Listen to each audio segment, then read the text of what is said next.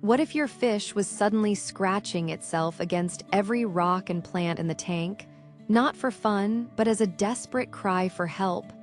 Picture this. You're watching your aquarium, a peaceful little world you've created, when you notice one of your fish acting strangely.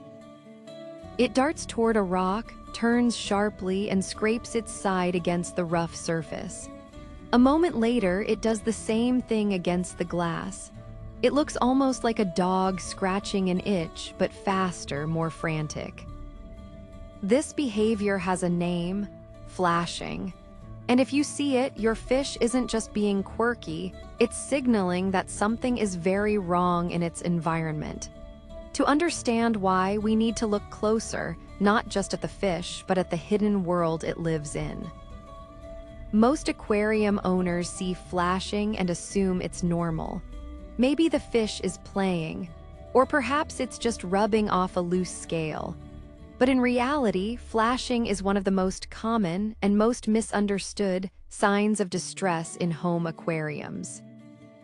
It's the aquatic version of scratching a mosquito bite relentlessly. And just like with us, that kind of irritation usually points to an underlying cause. Sometimes it's a simple fix.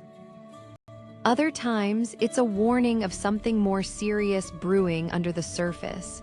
So what's really going on when your fish starts rubbing itself on objects? Let's start with the most obvious culprit: parasites.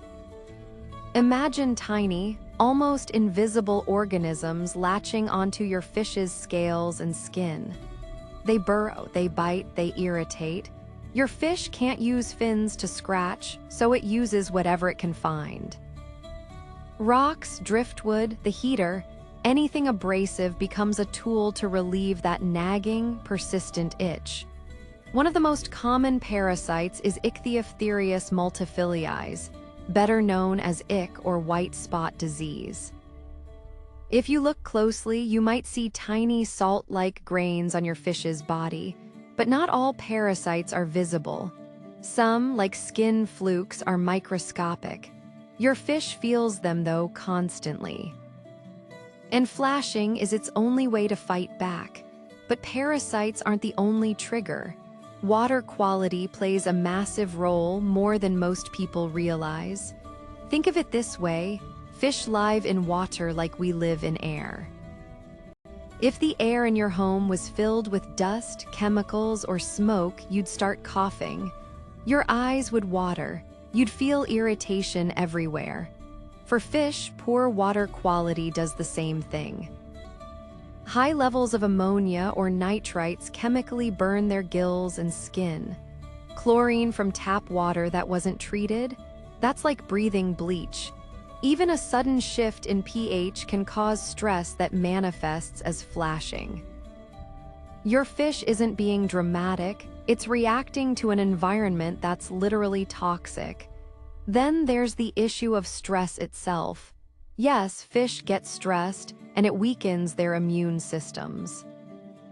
Overcrowding, aggressive tank mates, bright lights left on too long, or even loud noises near the tank can cause chronic anxiety. A stressed fish is more vulnerable to disease. Its slime coat, a protective layer on its skin, can thin out, leaving it exposed. Once that barrier is compromised, irritants in the water have direct access. So what begins as a behavioral response to stress can quickly turn into a physical one. The fish flashes initially because it's uneasy. Then it keeps flashing because its skin is now irritated. It's a cycle, one that's hard to break without intervention. So what can you do if you spot this behavior? First, don't panic. But don't ignore it either. Start by testing your water.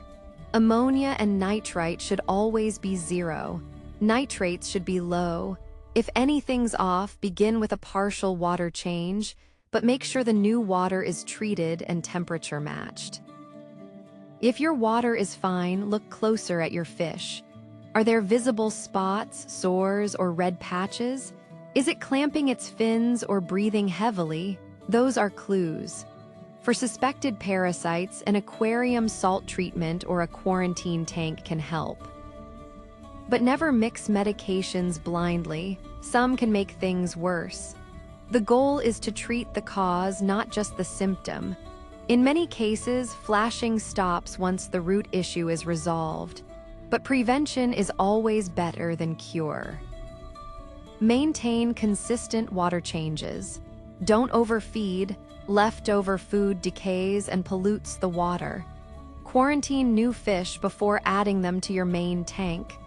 Give your fish hiding spots and territories so they feel secure. A calm fish in clean water is a healthy fish. And a healthy fish doesn't need to flash. Watching your fish glide through the water should be relaxing for you and for them. When you see flashing, you're being given a chance to act before a small issue becomes a crisis. Your aquarium is a closed system, a tiny world where you are the steward. What happens in it, good or bad, is largely in your hands. And sometimes the smallest behaviors carry the loudest messages. Have you ever seen your fish flashing? What was the cause and how did you help them? Share your experience in the comments.